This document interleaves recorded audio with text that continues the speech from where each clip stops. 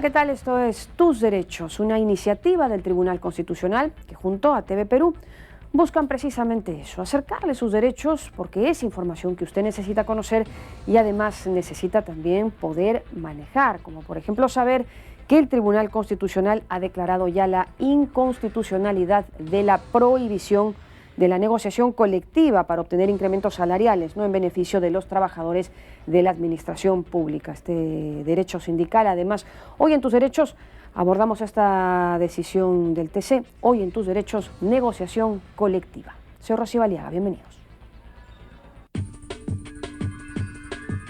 El artículo 28 de la Constitución Política del Perú estima y reconoce como derechos colectivos del trabajador a el derecho de sindicación, a la negociación colectiva y el derecho de huelga, además de cautelar su ejercicio democrático.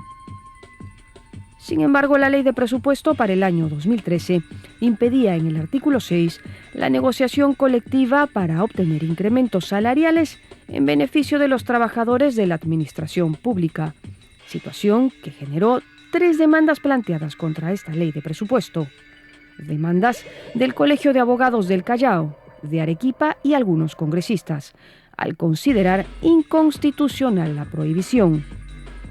En ese sentido, el Tribunal Constitucional finalmente declaró la inconstitucionalidad de la prohibición de negociación colectiva para incrementos salariales de los trabajadores de la administración pública contenida en las leyes de presupuesto de los años 2012 y 2013.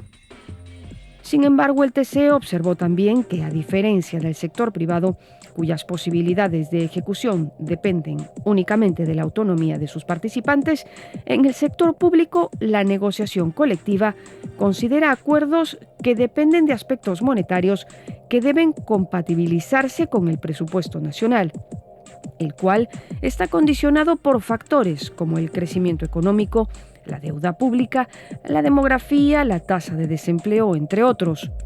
Razón por la cual, sostiene el TC, para el caso de trabajadores estatales, todo incremento remunerativo que se acuerde a través de la negociación colectiva estará condicionado a su futura aprobación por el Congreso de la República.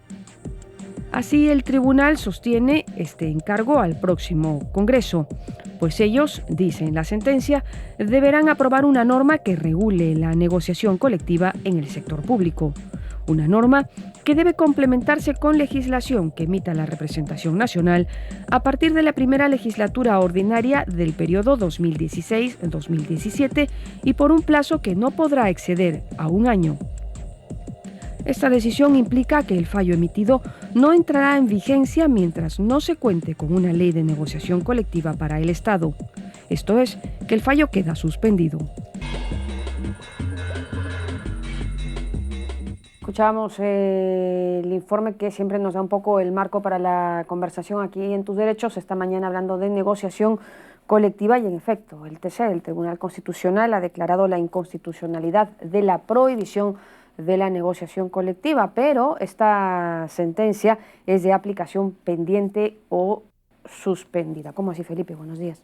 Rocío, ¿cómo te va? Bueno, lo que ha dicho el tribunal efectivamente es que se ha declarado inconstitucional esta prohibición de negociar colectivamente incrementos remunerativos. Ajá. ¿Por qué? Porque la negociación colectiva clásicamente se entendía que podía versar sobre 2 materias. Una, sobre incrementos remunerativos, sueldos, ¿no?, del personal, y la otra sobre condiciones de trabajo como antes se conocía, el uniforme, ¿no?, distintos aditamentos que permiten a uno trabajar. Entonces, lo que se entendía era que las condiciones de empleo, o sea, los uniformes, sí podían ser susceptibles de negociación en el ámbito público. Lo que no se podía era el incremento de remuneraciones. Y esto desde una ley de presupuesto del sector público que se dio desde el año 2006. Desde entonces hasta la fecha, las leyes de presupuesto han mantenido esta prohibición. Y el tribunal ha entendido que esta medida de carácter indefinido en el tiempo afecta el derecho fundamental a la negociación colectiva. Y sabiendo del impacto que esto tiene, porque desde el 2006 en adelante esto ha estado prohibido y ahora se va a permitir, y esto puede originar evidentemente un desequilibrio en las finanzas públicas, porque el incremento de los sueldos de los trabajadores públicos sale del tesoro público. Claro. Entonces es por ello que el Tribunal Constitucional ha entendido que la ejecución de este mandato, que la vigencia de esta sentencia recién se va a dar desde el 2016-2017, oportunidad en la cual el nuevo Congreso tendrá un plazo de un año para determinar la ley que permita viabilizar esta negociación colectiva de incremento remunerativo. Esto es, tienen que reglamentar esta disposición el Congreso entrante. Tiene que legislarlo, efectivamente, tiene que emitir un parámetro. Lo que ha dicho el tribunal es que la prohibición es inconstitucional. ¿Qué significa? Que está permitido. Pero ¿cómo se realiza? ¿Cuáles son los detalles? Bueno, esa es materia del legislador. El Poder Legislativo en su momento determinará cómo se determinarán estos incrementos, porque debe tener en cuenta, por ejemplo, el equilibrio presupuestal. Mañana más tarde es imposible que una entidad pública acuerde un incremento de sueldos con un sindicato sin que tenga el presupuesto suficiente como para ello. Entonces, en ese balance, en ese equilibrio, es que se han dado las precauciones como para que el mandato sea cumplible, sea realizable y se beneficien los intereses de los trabajadores y del país también. Vamos a continuar comentando esta sentencia y también sobre la negociación colectiva per se tras la pausa. Nos vamos a ir a la pausa, regresamos con más en Tus Derechos.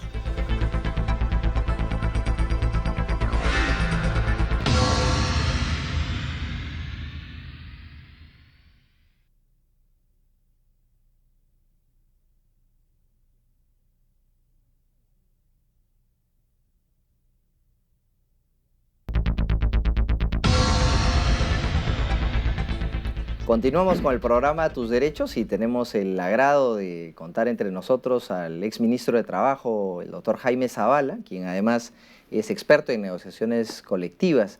Bienvenido, doctor, al programa Tus Derechos. Muchas gracias por la invitación y encantado de estar en el programa. Qué ocurrencia, al contrario, es para nosotros un honor. Estamos ante una sentencia del Tribunal Constitucional que se ha denominado como una sentencia especialmente trascendente, en la medida que ha declarado proscrita o ha declarado inconstitucional, mejor diré, esta prohibición legislativa a que la negociación colectiva permita el incremento de remuneraciones de los trabajadores públicos. ¿Por qué esta sentencia considera que es trascendente, es relevante en su criterio? Es una muy buena pregunta para empezar a conversar sobre este tema que efectivamente es de mucha trascendencia. Yo diría que las consecuencias o efectos de la decisión del Tribunal Constitucional tiene una serie de aristas e impactos en los ángulos social, jurídico, político y económico. Yo, en principio, quiero decir que comparto plenamente con la decisión de los 5 magistrados que han declarado la inconstitucionalidad de la ley de presupuesto, por las razones que están explicitadas, por supuesto, en el desarrollo de la respectiva sentencia. No comparto la opinión, pero la respeto, de los otros 2 magistrados que han emitido votos singulares. Jurídicamente abre las puertas a un gran debate en las distintas instancias, esferas académicas, inclusive políticas, sobre el particular, porque se va a comenzar a definir cuál puede ser esta futura ley de desarrollo de la negociación colectiva en conformidad con la exhortación que hace el Tribunal Constitucional a nuestro Parlamento para que en un plazo de un año contado desde la legislatura que se inicia en marzo de 2016 hasta 2017, legisle sobre el tema. Entonces, eso da un espacio grande para la discusión. Claro, y dentro de esta trascendencia que usted nos demuestra que tiene tantas facetas, una de ellas sin duda la económica, es que muchos podrían preguntarse cuál es la razón en realidad que animó al legislador desde el año 2006 en adelante a disponer esta prohibición de que siquiera se negocie colectivamente el incremento de remuneraciones en el sector público, porque claro, uno dice, si esta disposición prohibitiva se ha mantenido del 2006 hasta la fecha es porque debe tener sustento en alguna realidad, en alguna situación de hecho. Bueno, en principio esa sería una respuesta que deberían dar los propios legisladores que año a año han venido aprobando estas restricciones a los incrementos salariales para los servidores públicos. Pero la razón o la respuesta debería ser muy simple. Criterios seguramente de austeridad, criterios de proteger la hacienda pública, de buscar los equilibrios presupuestales, porque al final de cuentas esas son también las razones que se invocan por los magistrados en su decisión para justificar que debe haber un balance entre el derecho a la negociación colectiva para mejorar las condiciones salariales de los trabajadores públicos y, por otro lado, el respeto al principio de equilibrio presupuestal y de legalidad, que como Estado tiene derecho a cuidar y a proteger. Claro. Y dentro de esa misma lógica que se dispuso esta prohibición, se fue incluso un paso más allá, ¿no? Porque si bien se prohibía el incremento de remuneraciones, hubo muchos acuerdos entre los sindicatos y algunas entidades estatales que derivaban en que se iba a un arbitraje y el árbitro o los árbitros designados por las partes probablemente disponían que se haga efectivo ese incremento de remunerativo que estaba prohibido por la ley, pero habilitado por la decisión de los árbitros. Sí, en efecto, y yo puedo dar testimonio de eso porque he sido en muchos casos árbitro designado por una de las partes y en muchos otros casos presidente de los tribunales arbitrales, tanto de entidades públicas como de empresas que realizan actividad empresarial del Estado, públicas o empresas estatales de derecho privado. Y la razón es muy simple. El deseo de obtener mejoras salariales, si no se pueden obtener por una vía, en este caso la vía de la negociación directa con el empleador, por la prohibición que tienen los estamentos de la alta dirección de firmar acuerdos de esa naturaleza porque se los prohíbe y les gusta o no, tienen que cumplir con los mandatos establecidos en la ley de presupuesto, esas limitaciones no alcanzaban. Una gran corriente de profesionales que han sido árbitros sostienen esa tesis a los tribunales arbitrales. Entonces, por eso se recurre a estos tribunales, quienes aplicando esta figura del control difuso han preferido la Constitución antes que otro tipo de leyes de menor jerarquía, como es la ley anual del presupuesto, aplicando los principios y reglas establecidas en la Constitución política del Estado. Ahora, eso va a cambiar seguramente en el desarrollo futuro de esta nueva ley que se anuncia para que el Parlamento legisle sobre el particular. Ahora, aquí hay dos etapas que hay que definir claramente. Uno es el tema que ha sido resuelto por el Tribunal Constitucional en función a leyes anuales de presupuesto, que han sido declaradas inconstitucionales esas limitaciones, pero otra cosa es lo establecido en la Ley del Servicio Civil, que cuando entra en vigencia creo el 5 de julio del año 2013, marca un antes y un después. Claro. Porque en esta última norma se prohíbe expresamente el tratar temas que la ley llama compensaciones económicas para limitarla únicamente a los temas de condiciones de trabajo, condiciones de empleo. Pero esa ley, esa segunda, que también ha sido cuestionada ante el tribunal, ha sido votada y no ha logrado los votos suficientes para su inconstitucionalidad. Por lo tanto, hay quienes sostienen, como es mi caso, que la ley es constitucional y por lo tanto ya no procede negociar o eventualmente a través de los propios tribunales decidir sobre temas salariales. Aunque hay otro sector, como en efecto ha ocurrido con algunas municipalidades, por ejemplo, en que aplicando otros criterios doctrinarios y jurisprudenciales, inclusive fuentes extranjeras, en lo que llaman sentencias estimativas, han decidido que sí proceden el otorgamiento de estas medidas remunerativas. El tema es muy complejo, sumamente difícil. No, y para eso nos está ayudando para entenderlo, porque uno se pone a pensar que la negociación colectiva en realidad es un derecho, ¿no? Y es un derecho que tiene, sin duda, una naturaleza fundamental, pero en la sentencia se hace referencia a que tiene una configuración legal, ¿no? Y esto, que suena pues a lenguaje difícil de entender quizá para algunos, nos lo va a ayudar a entender el doctor luego de esta pausa.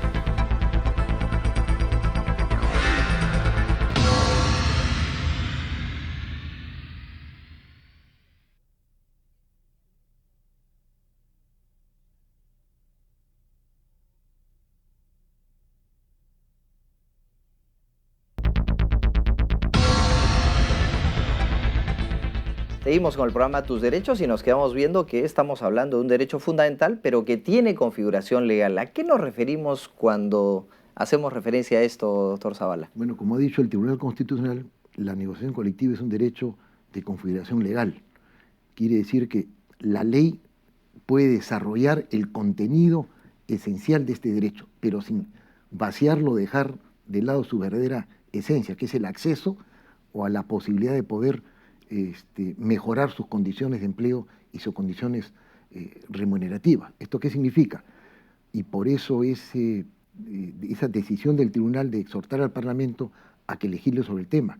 Se reconoce el legítimo derecho que tiene un poder del Estado, como es el Congreso de la República, para legislar discrecionalmente sobre el tema, pero manteniendo, como dije anteriormente, este balance entre el derecho a la negociación colectiva, por un lado, de los trabajadores, en este caso de la administración pública, y por otro, el derecho del Estado a proteger este principio de equilibrio y legalidad presupuestales. Claro, por eso es un buen apunte el que hace usted en la medida que las negociaciones colectivas aquí pueden involucrar, y de hecho involucran la plata de todos, en la medida que ese incremento remunerativo que se disponga va a salir del erario público, ¿no?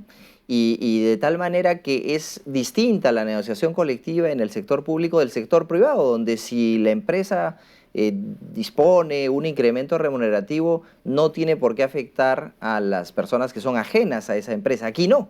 Aquí sí estamos hablando de un tema de interés colectivo, de interés público. Y eso es bien importante, la anotación que haces. Justamente la sentencia también en algunos acápites toca ese tema y dice que no son incompatibles que existan dos regímenes diferenciados, uno para el sector privado y otro para la administración pública, justamente porque tiene perfiles esta última o características distintas del privado, ¿no es cierto? Porque ahí está de por medio un presupuesto que se financia con el aporte de los impuestos y de todos los ciudadanos, de todos los aquí presentes. Claro. Y por lo tanto los efectos y las consecuencias son distintas, ¿no? O sea que no seríamos muy atrevidos si resumimos el fallo del tribunal diciendo está prohibido restringir la posibilidad de negociar colectivamente para obtener incrementos salariales, pero eso sí, cuando el sindicato público pida esos incrementos, debe hacerlo dentro de un marco de equilibrio presupuestal que no afecte las finanzas públicas. Correcto. ¿No? La palabra o el vocabulario que utiliza el tribunal en uno de sus considerandos es que se debe armonizar el derecho de unos con el derecho de los demás, porque en cuanto a derechos fundamentales en el trabajo, no hay derechos absolutos. Claro. Todo derecho tiene un límite, ¿cierto? Y aquí estamos contrastando los intereses de unos frente a un interés de la sociedad en general, de proteger justamente las finanzas del Estado. Claro, y es que la Constitución también reconoce este deber del Estado de fomentar, ¿no?, la negociación colectiva, de buscar esta armonización, como usted ha recordado, que se ha mencionado en la sentencia. Y hay otra indicación que me gustaría conocer su opinión, porque de alguna manera el tribunal lo que dice es que esos incrementos remunerativos que logren los sindicatos a través de esta negociación colectiva deben ser aprobados por el Congreso en las leyes de presupuesto. Esto es una suerte de candado quizá que se ha puesto de alguna manera. Ya estamos tocando otro terreno, Ajá. que es parte del fallo del Tribunal Constitucional, en cuanto que exhorta al Parlamento a que dicte o apruebe una ley general de negociación colectiva para los servidores públicos. Y el tribunal le adelanta de lo que podían ser ciertos perfiles Claro, como parámetros. o contenidos o como parámetros, pero dejando a salvo la absoluta discrecionalidad que tiene el Parlamento para legislar, porque tiene que respetar a un poder del Estado. Y no, eso claro, lo precisa y lo destaca muy bien esta sentencia. Y le dice, corresponderá al Parlamento definir qué instancia debe decidir los aumentos, por ejemplo, una unidad central, el jefe de la repartición o una comisión delegada con las facultades del caso. Si esto debe negociarse por establecimiento o por entidad, o puede haber una negociación que involucre a todo un sector. En fin, son muchas interrogantes y entre otras la que usted acaba de mencionar, que una alternativa podría ser dejar a salvo el derecho del Parlamento para que, dice, en esas palabras, repito, ratifique los convenios colectivos. Yo la verdad me cuesta trabajo entender exactamente qué es lo que ha querido decir el tribunal con esta, llamémoslo, recomendación o sugerencia, porque eso es un proceso, o sería un proceso demasiado complejo y técnico. No nos olvidemos que el Parlamento es un foro político, y sin duda, delegar eso en el Congreso para que ratifique cómo, quién, de qué manera, en qué tiempo, me resulta... Quizá va más por el lado de aquellos incrementos obtenidos que al ser incorporados en la ley de presupuesto ya permiten de alguna manera que se viabilice. Quizás establecer ciertas pautas de topes, digamos, de incrementos salariales en ese sentido, ¿no? Pero hablando de parámetros, dado que usted mencionó este vocablo, el tribunal se vale de una experiencia comparada cuando se revisa un caso del Comité de Libertad Sindical, de la OIT, ve, entiendo, un caso del Canadá, y allí reflexiona sobre cuánto es el plazo que se podría dar para imponer alguna restricción, porque Dios no lo quiera, pero ¿qué ocurriría nuevamente si el Perú sufre de una grave crisis económica que determina que nos tengamos que ajustar los bolsillos nuevamente? Y el tribunal dice, bueno, eso es posible, o sea, es posible que por determinado tiempo, ¿no?, se establezcan determinadas restricciones. ¿Qué comentario le merece Bueno, esta? lo primero que establece el tribunal es que esas restricciones son posibles, pero tiene que ser